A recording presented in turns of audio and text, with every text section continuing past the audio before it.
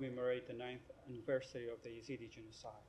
David Berger, the U.S. Embassy in Baghdad, Deputy Chief of Mission, were there and said the U.S. commitment to the Yazidi community and also civil society.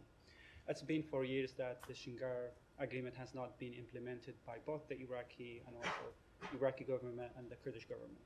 And also thousands of the Yazidi people are still living in a dire situation in the makeshift campus.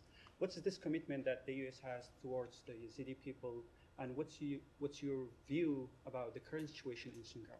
So the United States is fully committed to supporting Yazidis and other communities in Iraq that were devastated by ISIS, and we are working closely with and supporting the government of Iraq as they pursue justice and accountability.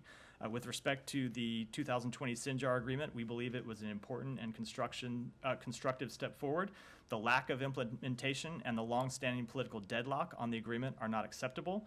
Meaningful progress to implement the Sinjar Agreement is a necessary step to strengthening Iraq's sovereignty and territorial integrity. In particular, the U.S. Embassy, as you referenced, in Baghdad called today for officials in Baghdad and Erbil to immediately break the political deadlock by working with Sinjar communities and Yazidi leaders to appoint a mayor in Sinjar.